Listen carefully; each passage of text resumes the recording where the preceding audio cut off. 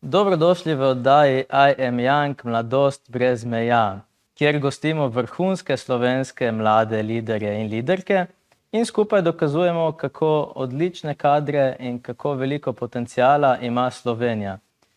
Tudi danes sem z vami Kristjan, tokrat pa je v moji družbi Deana Jezeršek, direktorica distributerja knjig Buča in naš MČM Top potencial leta 2017. Ja. Deana, dobrodošla. Hvala, Kristjan. Si podjetnica, lingvistka, zagovornica kvalitetne izobrazbe, liderka, ogromno enih stvari te navdušuje. Kaj je pa tista, do katere si najbolj strastna? Eno moram povedati. Samo eno. Potem pa to sigurno izobraževanje ali vzgoja, nekaj, s čimer lahko podprem posameznika, da je lahko ena boljša verzija sami sebe. Si trenutno kot direktorica distributerja knjig našla nekako funkcijo, ki združuje vse te tvoje interese? Mislim, knjiga, pisana beseda in vse znanje, kar je noter ujeto med platnicami, se mi zdi zelo pomemben vir znanja, izobraževanja, tudi vzgoje in oziroma je nepogrešljiv del vzgoje. Veliko poslušamo o bralni pismenosti in sem zelo vesela, da sem lahko na strani ambasadorjev tega poslanstva. Omenil sem tudi, da si podjetnica, bila si med soustanovitelji podjetja Language Sitter. Kje smo trenutno s podjetniško žilico? Je še živa? Še živi? Je, mislim, da je to, kar so vedno vsi govorili, da je podjetništvo način življenja. Samo podjetnico se nikoli nisem ravno identificirala, ampak ta način življenja, ta način razmišljanja pa mi je zelo blizu. In to je iskanje enih novih rešitev, preizpraševanje obstoječih situacij, obračanje enih poti, poslovnih modelov, nekih vzorcev obnašanja, delovanja na glavo. To mi je zelo blizu in mislim, da je to tista glavna lastnost podjetnika. Če bi morala iz te izkušnje odpiranja podjetja, ustanavljanja podjetja, potegniti 3 ključne lekcije, katere bi izbrala? Eno je sigurno, imej se fajn, ni vse tako resno in vedno ne gre za življenje, pa ne vsega tako resno jemati oziroma osebno jemati. Podjetništvo je osebna pot, osebna rast. Mislim, da prej, ko začneš delati na sebi kot podjetnik, prej se bo poznalo na podjetju. In tukaj mislim, da ni prostora za blefiranje ali pa skrivanje svojih napak za napakami drugih, ker se ti vzorci vedno znova ponavljajo in prehajajo nazaj. Tako da ta brutalna iskrenost, poleg tega imej se fajn, brutalna iskrenost, pa obdaj se s fajn ljudmi, obdaj se s svojimi ljudmi, ker bo tem vse lažje, ker kot podjetnik večino časa začneš svojo idejo in te inspirira in si poln volje in idej, na koncu pa, če hočeš, da to raste, se moraš obdati z ljudmi in se na koncu s temi ljudmi obadaš, a ne, in včasih to lahko je zelo negativna izkušnja na koncu in mislim, da dobiti okrog sebe take ljudi, ki te podprejo tam, kjer ti niti ne želiš biti, ali pa si bolj šibek in da res lahko delaš tisto, zaradi česar si podjetnik, zaradi česar podjetje tam sploh obstaja in kar ustvarja, da lahko živi. Je bil tudi MČM ena izmed teh možnosti, kako se obdaš s podobno mislečimi ljudmi? Absolutno. Jaz sem mi rekla, da ali je MČM ali pa je Language Sitter en oddelek MČM-a. Zelo, zelo mi je pomagalo. Kot podjetnica sem se dostikrat počutila sama ali pa sploh, ko je partner se poslovni partner umaknil iz operative, sem se res počutila sama in takrat je bil MČM tista ekipa, tista podpora, kjer sem lahko delila svoje strahove, ideje, pomisleke, nekaj, kar ponavadi z ekipo ne deliš kar tako, ali pa kakšne podatke pa tako naprej. No. Tako da verjetno bi tudi šlo, ampak si ne predstavljam s to podporo in toliko znanja, kot sem dobila na MČM-u, res. Te, bom rekel, izkušnje, izzive zagotovo lahko deliš tudi doma z možem, ki je prav tako v podjetniških vodah. Kako poteka vaše nedeljsko kosilo? Je debata poslovna ali odrežete ta del? Kar odrežemo, no. Sploh, ko smo širša družina skupaj, imajo oni že kar pravilo, da ko zaide tema v posel, vedno nekdo, prvi, ki to opazi, reče, da si že menjal gume. Tako da pogosto menjamo gume. Kar se pa tiče, ko sva sama doma, ga pa vprašam za nasvet. Tudi obratno se kdaj zgodi, da ne boste mislili. To sem želel reči, da zagotovo ko pride do ekipe, empatije, je tako Dejana. Kar se pa tiče samega poslovanja, se mi zdi, da je Martin zelo pragmatičen, zelo razdeljene stvari ima in mi rad pomaga. No. Na začetku pogovora sva omenjala, da si, bom rekel, kar goreča zagovornica kvalitetne izobrazbe. Kako si prizadevaš za to? Zdaj, Language Sitter je bila platforma meni pisana na kožo. Moram reči, da sem se tako strahu spoštovanjem lotila izobraževanja, ker sem imela mogoče en strah, da bo nekdo rekel, koliko časa sva ti poučevala, ker nisem, ne, tudi ne pedagoška smer sem. Zato sem si upala ravno na področju jezikovnega izobraževanja začeti, ker vseeno sem jezikoslovka in se mi je zdelo, da imam eno dobro idejo, kako bi se to lahko drugače dalo predstaviti posamezniku. Tako da tukaj sem začela in se mi zdi, da smo z ekipo zelo veliko naredili, da je cel trg začel malo drugače razmišljati in se spopadati z jezikovnim znanjem. Potem sem prišla še v eno ekipo, kjer smo ustanavljali eno novo šolo in sem vesela, da sem lahko bila zraven. Trenutno pa največ mislim, da prispevam prav z MČM-om pri projektu Učitelj sem. To vem, da si celo iniciatorka te pobude, kjer iniciativa, se pravi, bom rekel, poudarja pomen učiteljev v današnjem svetu in se trudi dvigniti nivo njihove prepoznavnosti in ugled poklica. Mi poveš, na kaj si najbolj ponosna oziroma ključni dosežek te iniciative Učitelj sem, učiteljica sem? Ključni dosežek bi rekla, da je prav to, da je javnost začela razmišljati o tem, kdo bo imel boljšo zgodbo iz šolstva, ne pa kdo bo imel bolj grozno. Fokus se je spremenil. To je odličen dosežek in vse pohvale za to. Kaj pa, če vzameva slovensko šolstvo, oba veva, da je to zelo kompleksen sistem, ampak po tvojem mnenju, kaj je ključna stvar, ki bi jo lahko in morali izboljšati? Mislim, da je treba na novo postaviti vrednote in cilj izobraževanja. Kaj pravzaprav z izobraževanjem želimo doseči v Sloveniji, kakšne ljudi si želimo v naši družbi in potem iz tega izhajati, kako bi izobraževalni sistem sploh izgledal, da se veliko bolj izhaja iz življenja, kot pa iz same stroke. To smo recimo na Language Sitterju dobro dokazali, ker na koncu zelo je pomembno, da si iz stroke, ampak pedagog je človek po srcu, po duši, po usmerjenosti, usmerjen v človeka in resnično grebe naprej, kaj je res tisto, kar mi rabimo, in stroko zna, pa ne toliko stroko, teorijo zna dati na stran in daje prednost človeku.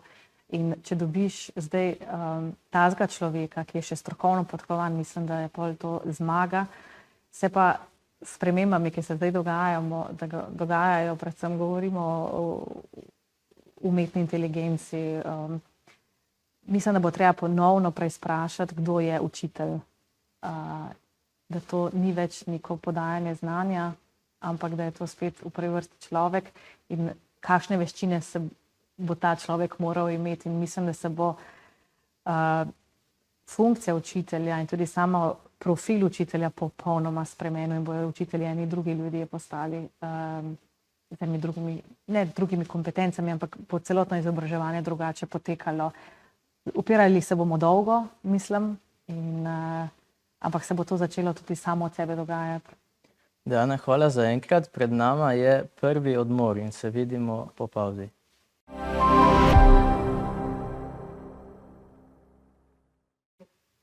Dobrodošli nazaj v oddaji I am young, mladost brez meja.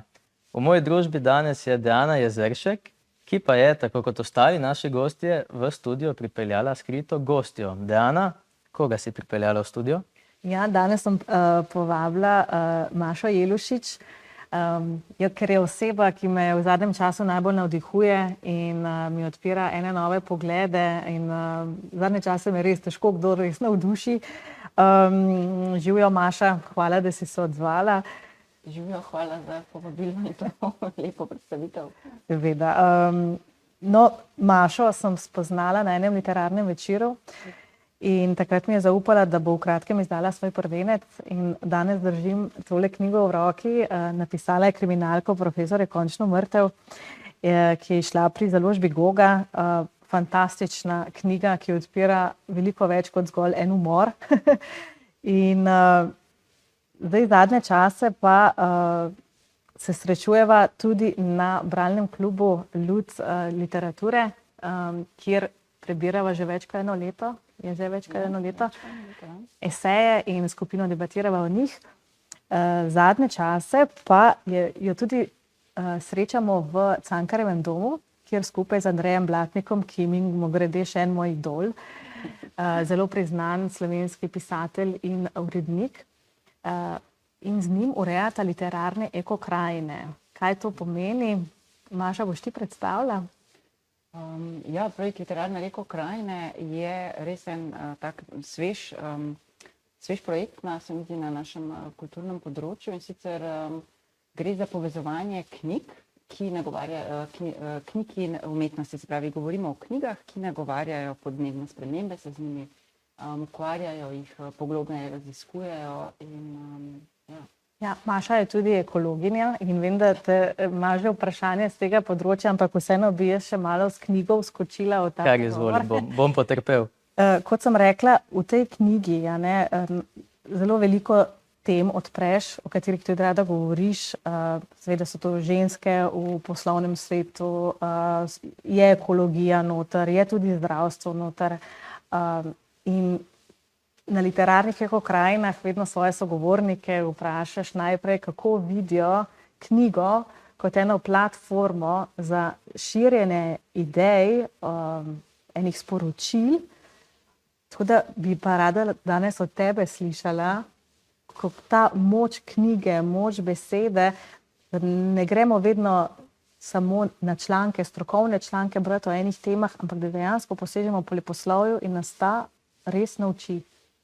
Ja, to je res v bistvu namen tudi literarnih ekokrajin in se mi zdi tudi dostikrat namen knjig z ekološko tematiko, da dejansko pritisnejo na ene druge gumbe, na tiste gumbe, na katere mogoče hladni znanstveni članki oziroma te hladne znanstvene številke ne morejo. Se pravi, knjiga lahko v nas vzbudi za svojo zgodbo določena čustva, lahko nas pademo, recimo v določeno zgodbo in začnemo premišljati o tej temi ekološki popolnoma drugače in seveda to zdaj ni celotna rešitev, ne bomo zdaj s tem z eno knjigo rešili sveta, ampak vsekakor pa lahko prispevamo delček, ker nenazadnje knjiga res lahko pride kamorkoli in komorkoli in kjerkoli in nagovori še tako mogoče včasih neverjetnega sogovornika, če lahko rečem bralcu knjige. In zato se mi zdi, da ima zelo veliko moč knjiga. Maša, dogovorila sva, da se bova tikala. Si doktorica ekologije in sedaj pisateljica. Tukaj je nekje vmes prišlo do velikega kariernega šifta, jaz zaznavam. Mi poveš kaj več o tem, kako si se soočila s tem premikom iz ekologije v pisateljstvo? To je bil v bistvu zelo velik premik, ja, in ta premik je vseboval še vmesne postaje, ki jih je bilo tudi zelo veliko. Iz znanosti sem prišla predvsem delno zaradi nevrološke bolezni, ki sem jo staknila, zaradi katere sem občutljiva na svetlobo in včasih malce pomižim tudi zdaj med temi velikimi reflektorji in nisem več mogla delati pod laboratorijskimi lučmi in tako dalje. In sem se potem začela ukvarjati z ogromno različnimi stvarmi, ki imamo popolnoma premalo časa. Ampak na koncu me je pa pot vodila v... Ko ti nekaj ustavi kariero, ali je to bolezen staršev, bolezen sebe, kakršnakoli propad firme, karkoli, imaš vedno možnost, da začneš znova, da mogoče začneš s stvarjo, s katero si mislil, da bo tvoj hobi.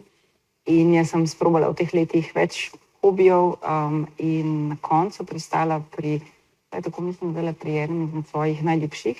In kar je pa še najboljše pa to, pri pisanju knjige res lahko izkoristim popolnoma vsa ta področja, ker sem se res ta leta lovila, mogoče se zdaj že to tako enostavno, ne, ampak vsa ta področja lahko zdaj v bistvu uporabim kot pisateljica in vsekakor sem svojo kariero, mislim, da vsaj 3-krat popolnoma na novo postavila.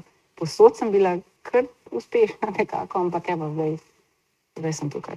Odlično, to se mi zdi tudi ena taka odlična lekcija za, bom rekel, mlade liderje in liderke, ki prihajajo, da ni konec sveta, če je potrebno narediti kakšen premik, kakšen shift. Kaj pa bil največji izziv za tebe v tem obdobju? Ravno to, da ne veš, kako boš končal. Ne? To je v bistvu največji izziv, ker imamo vsi v glavi, da je prava pot tista, ki gre od določenega cilja, cilja, ki si ga zastavil do konca. Ampak to se mi zdi, da je zelo nerealna pot in da večina ljudi nima tako enostavne poti. In to, da vsi mislimo, da moramo priti nekam, moramo priti na en cilj, da pri teh letih bi pa mogli že to doseči, že to. Ampak potem na koncu, ko pogledaš vse te izkušnje, ki si jih dal, vse te ljudi, ki si jih spoznal, ne, to je tudi en ogromen kapital enih ljudi, je to vsekakor vredno. Ja. Deana, tudi ti si zamenjala kar nekaj karier, bi lahko rekli, oziroma si se ukvarjala z različnimi stvarmi. Si imela tudi ti izzive pri tem, bom rekel, da si iz enega sektorja šla v drugi, iz podjetništva v korporativno življenje, če lahko tako temu rečem? Jo, zelo. Eno je, da moraš takoj sprejeti, da se boš učil znova. Ne? Prideš z enega področja, ker če te zbudijo ob 2 zjutraj, veš, znaš.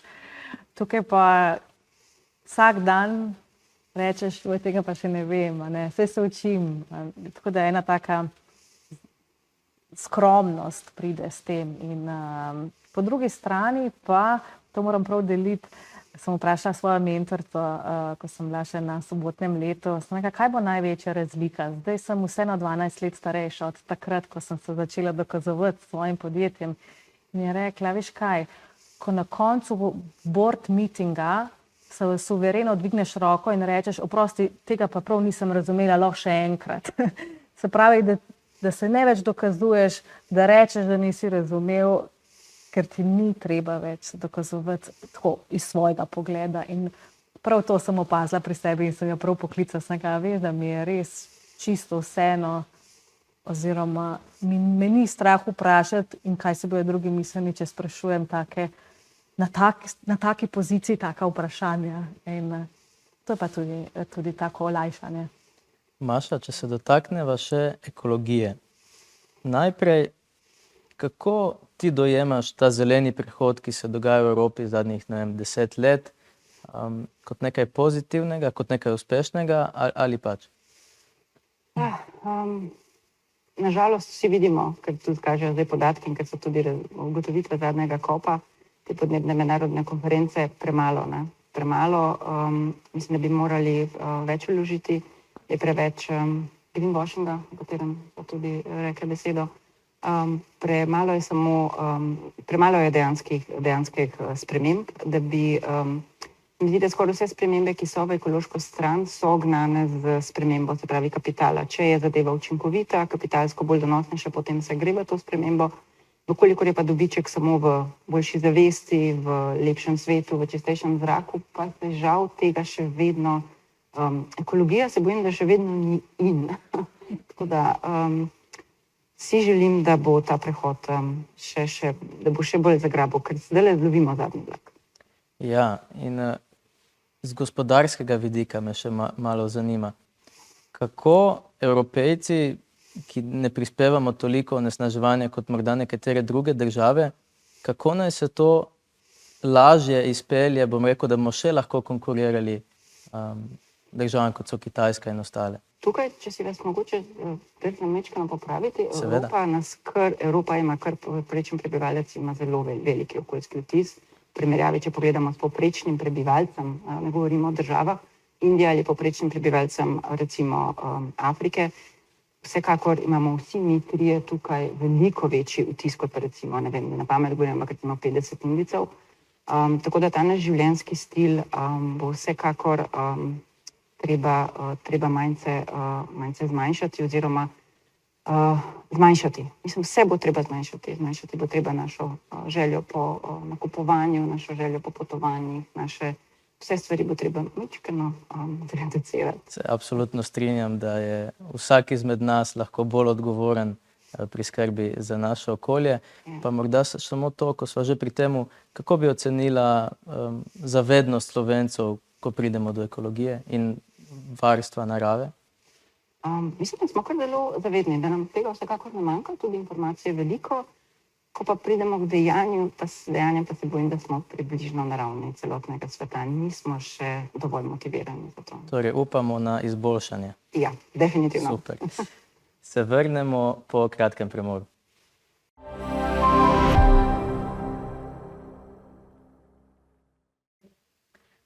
Dobrodošli ponovno v oddaji I Am Young, mladost brez meja. V moji družbi sta Dejana Jezeršek in Maša Jelušič.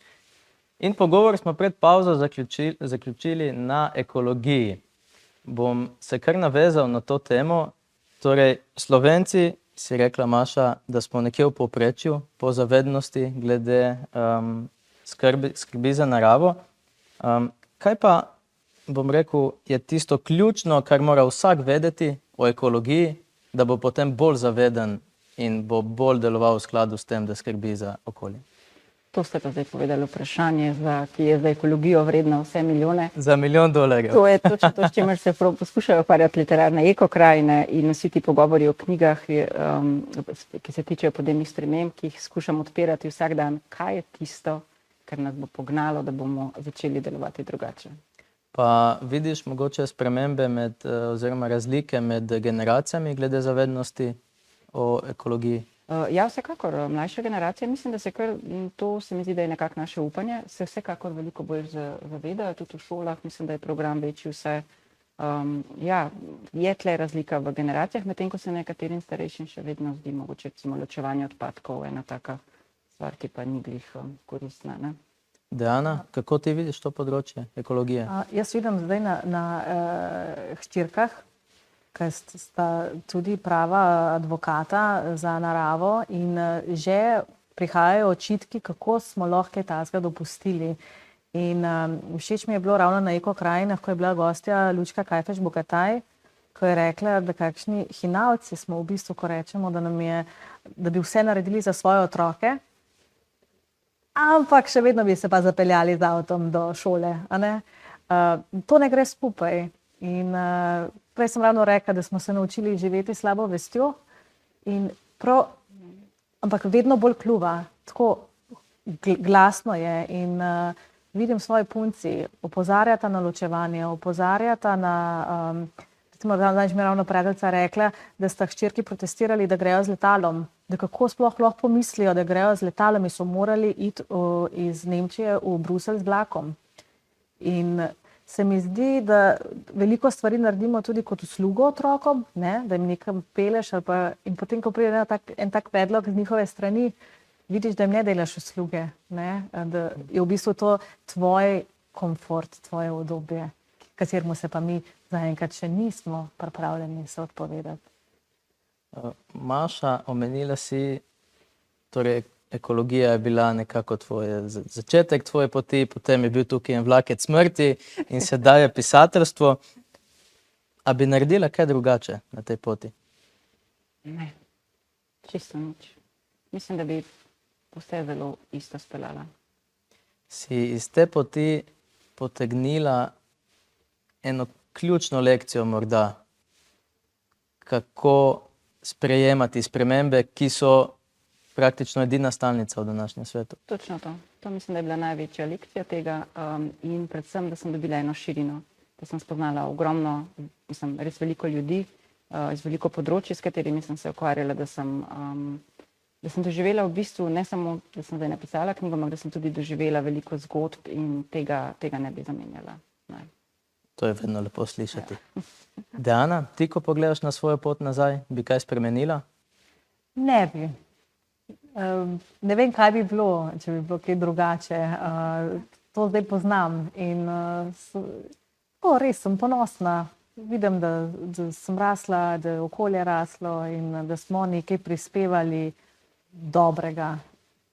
Lahko deli z nami eno lekcijo, ki bo koristila tudi mladim liderjem, ki se podajajo na poslovno pot. Jaz bi to, kar si sposodila, enkrat se tvojega nečaka vprašala, kdo je dober učitelj. In je rekel, tisti, ki je prijazen in pošten. In sem videla ta krivica, ta neka neiskrenost je tista, ki celoten prostor tako mori. Ampak ena dobra volja, eno mar, da ti je, da pokažeš, da ti je mar in da delaš nekaj za skupno dobro, ne samo zase. To je meni dober lider. Maša, bi rekla, da je pisateljstvo težek biznis. Biznis vsekakor je v Sloveniji, ker je založniški trg majhen in recimo velja že, če imaš 500 prodanih knjig, da je knjiga uspešnica, dobički niso, recimo kot pri, ne vem, Joe Nesbo ali J.K. Rowling ali ne vem, Stephenu Kingu, seveda kot biznis je to kar težek biznis. Kot samo ustvarjanje je pa čisto odvisno od človeka oziroma čisto tudi odvisno od muda, v katerem se spraviš pisati. Jaz kar uživam v tem. Kako pa izgleda pisati roman? Se en dan usedeš in si rečeš, danes bom pa napisal knjigo. Je to obdobje, kjer si bolj kreativen ali kako? Tukaj ima vsak, se mi zdi, eno svojo pot. Jaz vsekakor pač pišem zdaj vsak dan, nekako sem se tako navadila, da vsak dan si vzamem disciplinirano, toliko in toliko časa moram pisati, zato da tega stika ne izgubim. Tako da usedeš se in pišeš in kakšen dan pač ne gre in dan ni bil produktiven in se moraš tem sprijazniti. Zelo zanimiva iztočnica za naslednje moje vprašanje. Bi rekla, da je pisanje knjige premišljen proces ali da je to umetnost? Oboje. To je združitev točno tega, taka idealna združitev obojega. Torej moraš imeti oba vidika jasno postavljena verjetno za... Pri pisanju kriminalke vsekakor ne moreš samo z kreativnimi in umetniškimi. Mislim, da bi bilo kar težko napisati eno tako iznajdljivo zgodbo, oziroma ki bi se mora tudi izteči in rabiš storilce in rabiš razrešitev, brez da bi majceno pomislil zraven. Za konec pa gremo še na rubriko hitrih vprašanj. Torej, zastavil vam bom vprašanje in vaju prosil, da čim bolj kratko odgovorite. Smo za? Super, gremo. Najljubša knjiga? Harry Potter. Kateri del? Prvi. Okay. Moje. To noč sem jo videl, Drago Jančar. Najljubši pisatelj ali pisateljica? Agatha Christie. Otessa Mošfek. Koliko knjig si prebrala v življenju? Ne vem, preveč. Na mesec preberem recimo vsaj 5 knjig, tako da poskušate izračunati.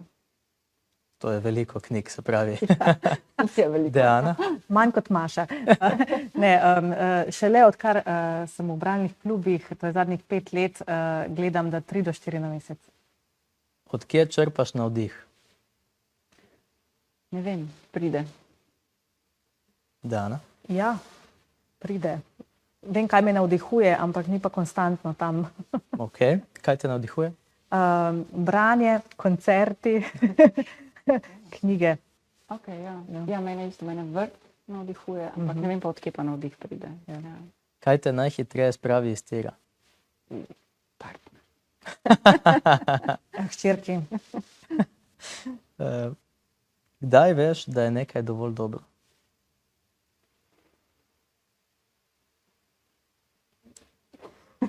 Deana, boš ti to kot prva mogoče? Ko lahko s tem, kar imam, ustvarim že nekaj naprej. Okay. Da vem, da je nekaj dovolj dobro. Lahko samo. Lahko preskočimo, pa se vrnemo potem nazaj. Zaključi ta stavek. Mladi bi več brali, če bi... Če bi jim starši na drugačen način predstavili knjige in enako šolstvo. Če bi imelo status, da je to res kul in nekaj, kar moraš delati. Tak instagramable stvar mora biti. Pa to se že dogaja. A ja, misliš ti mladi, pubertetniki? Ja. Ja, to pa definitivno. To se že dogaja. Maša, kdaj veš, da je nekaj dovolj dobro? Si premislila? Ne vem, da čutiš. Začutiš. Dovolj Intuicija. Dobro bo dovolj Ja. dobro. Intuicija. Intuicija. Evo, pa še eno zabavno rubriko imamo za konec. Torej, Maša, tebe bom prosil, da sestaviš zate idealen roman. Si pripravljena? Ja, Žanr tega romana. ekološki triler. Število strani, ki jih ima roman. Ravno toliko, da ni predolg in ravno toliko, da ni prekratek. Se pravi, recimo 300. 300. Kje se dogaja? V Sloveniji in po svetu. V katerem zgodovinskem obdobju se dogaja? Sedanjem, s prepletanjem v preteklosti. Ok, postaja zanimivo. Naslov romana? Rasa 8. Rasa 8. To pa zveni skrivnostno. Prebrala je. Bova prebrala, Deana, ta roman. Srečen ali žalosten konec? Srečen, vedno srečen. Lepo, lepo, me veseli. Deana, ti pa sestavi, prosim, idealnega poslovnega liderja oziroma liderko. Vrednota, ki je pri njemu oziroma njej najbolj izražena. Integriteta. Najbolj izražena mehka veščina. S tem veščinami še zdaj nisem na jasnem točno. Dober komunikator. Ica. Z katerega področja ima tehnično znanje? Tehnično znanje.